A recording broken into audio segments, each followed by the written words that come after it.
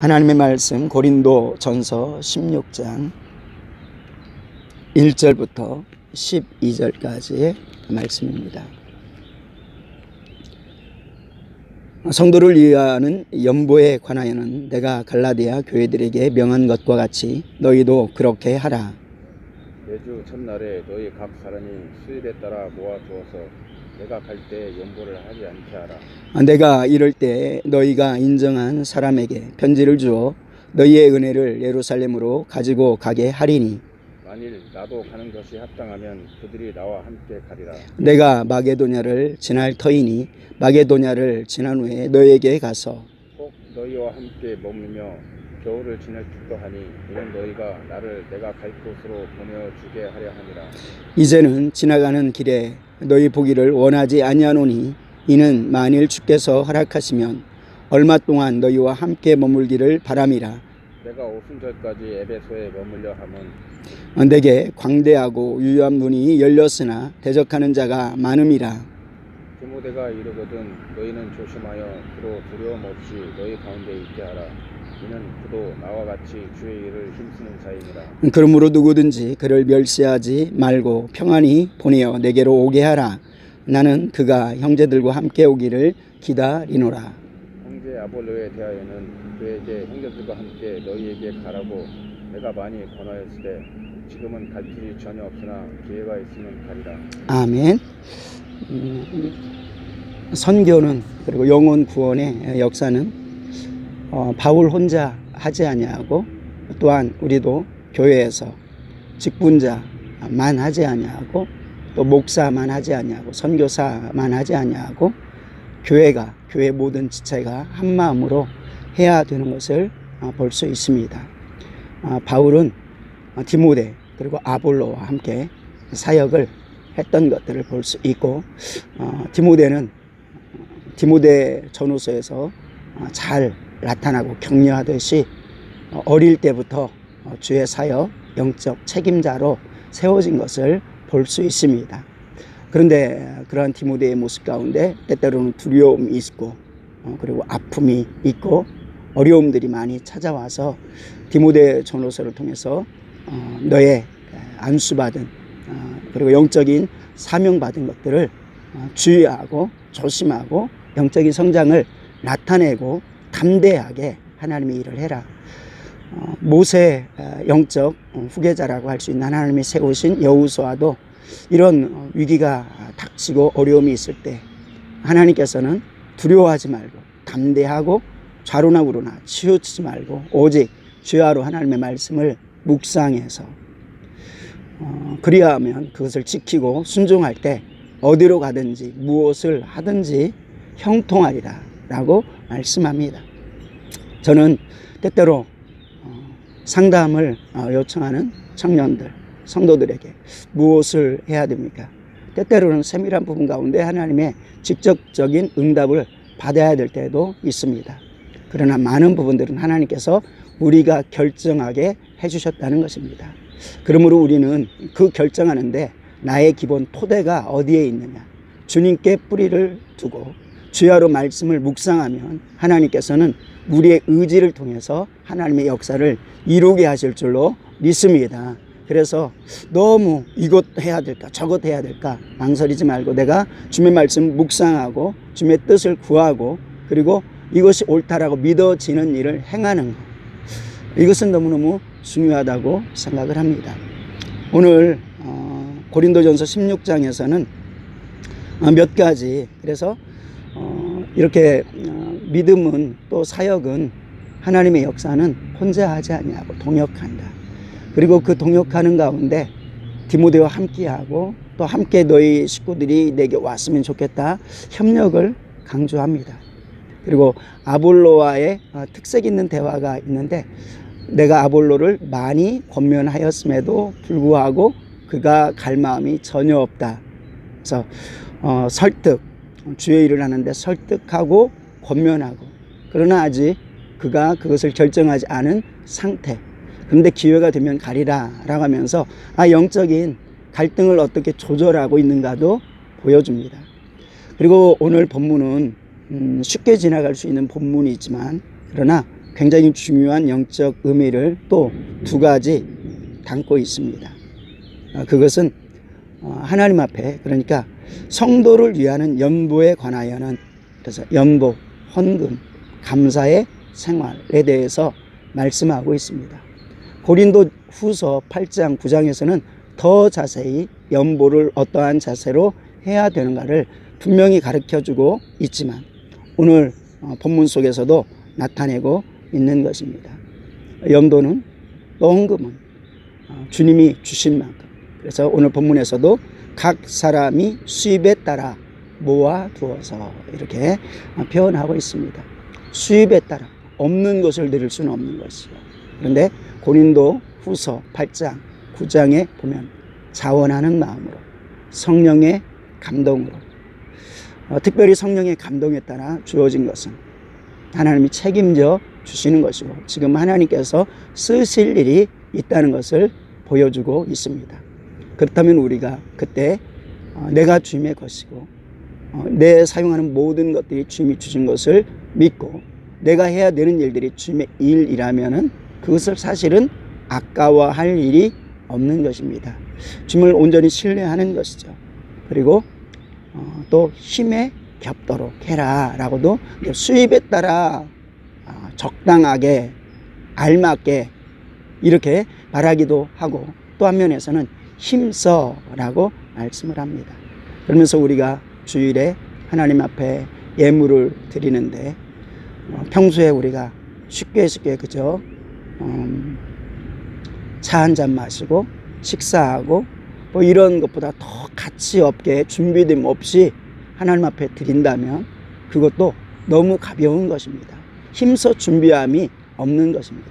그래서 힘써 준비해서 하나님이 기쁘시게 받으실 만큼 드려라 라고 말씀합니다. 그리고 그 물질이 쓰여지는 곳은 구약에서는 가난한 사람 또는 고아, 과부, 나그네 중심으로 쓰여지고, 그리고 또 가장 핵심은 복음사역을 위한 것입니다. 그래서 복음사역을 하는 레위인들, 주의 일꾼들이 걱정하지 않도록 하는 것도 포함이 되어 있습니다. 그런데 신약 속에서는 더욱더 그 쓰임이 구체적으로 선교에 있음을 보여주고 있습니다. 내가 너희로 갈 것이고 하나님께서 허락하시면 내가 그 속에서 얼마 동안 머무를 것이다. 그리고 바라기는 너희가 나를 다른 사역지로, 그러니까 영적으로 무장도 그곳에서 하고, 그리고 너희에게 은혜도 나누고, 그리고 나아갈 때 선교비를 너희가 책정해서 주어서 그것을 넉넉히 감당하길 원한다라고도 말씀합니다. 근데 이러한 부분 때문에 시험 드는 사람들도 있었던 것 같습니다. 그러니까 바울은 또 내가 너희와 함께 있을 때, 그러니까 아직 교회가 교회되지 못할 때 힘써서 일을 했다는 것입니다. 권리를 마땅히 일하는 자가 누릴 권리가 있지만 그것을 쓰지 않고 하나님의 일을 했다라고 하면서 가장 중요한 것은 복음이 제한받지 아니하는 것, 이것을 가장 중요하게 여겼습니다. 그러면서도 성도에게 예배에 예물 없는 예배가 없다라고 말씀을 하여주고 가르쳐주고, 그리고 여기서 보니까 매주 첫날에, 안식 후 첫날에, 옛날 성경 버전은 그렇게 나 있고, 또 매주 첫날에, 번역을 이렇게 해도 구태할 수 있지만 영적인 의미를 더 담을 수 있는 것은 안식 후 첫날에가 더 정확한 표현이라고 생각이 되어집니다. 왜냐하면 안식 후 첫날, 부활하신 날을 늘상 그렇게 강조했기 때문입니다.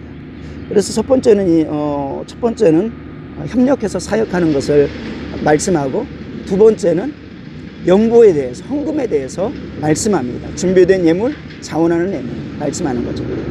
그리고 또 중요한 한 가지가 있는데 안식일과 주일에 대한 관점입니다.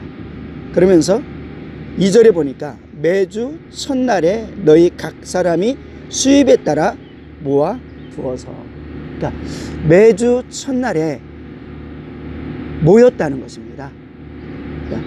매주 첫날 모이는 날이 있는데 그날이 예배하는 날이었고, 예배하는 날인데, 예배할 때 초대교회에서 가장 예배 속에 가장 핵심으로 두는 영적인 의식이 있다면 복음 선포겠죠. 그리고 두 번째는 그 복음 선포의 핵심인 성만찬을 나누는 것입니다. 근데 성만찬을 안식일에 행하지 않았습니다. 안식 후 첫날에 떡을 떼기 위해서 모였고, 안식 후 첫날에 떡을 떼기 위하여서 그들이 모였다. 이렇게 사도행전 20장 속에서 보여주고 있습니다. 우리는 그래서 주일이 안식일의 완성일입니다. 옛 안식일 모형이라면 부활의 날은 안식을 이루신 날입니다. 완성입니다. 라고 고백하고 그것을 진리로 믿고 있거든요. 또한 레위기서에서도 안식일 다음 날 또는 7주간이 되어지는 다음 날 성령 강림, 안식일 다음 날, 부활한 날도 안식일 다음 날, 주일이죠. 그리고 성령 강림한 날도 안식일 다음 날. 이렇게 봤을 때 3대 절기 중에 하나는 초막절이거든요. 그것은 우리가 광야 인생인 것을 고백하는 절기이기도 하지만 마지막 재림을 바라는 절기이기도 한 것입니다.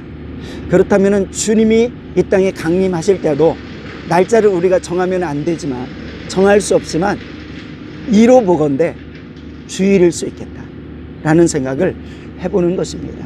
그래서 주일에 대해서 굉장히 중요하게 여기는데, 사도행전 15장 속에서는 유대의 영향력이 있는 사람들이 주일을 또는 율법적인 것을 묶어둠으로 말미암아, 그러니까 유대의 큰 자들이 오니까 거기에 쏙 하는 거죠. 그래서 진짜 복음에 대해서 흔들리는 모습을 볼 수 있습니다.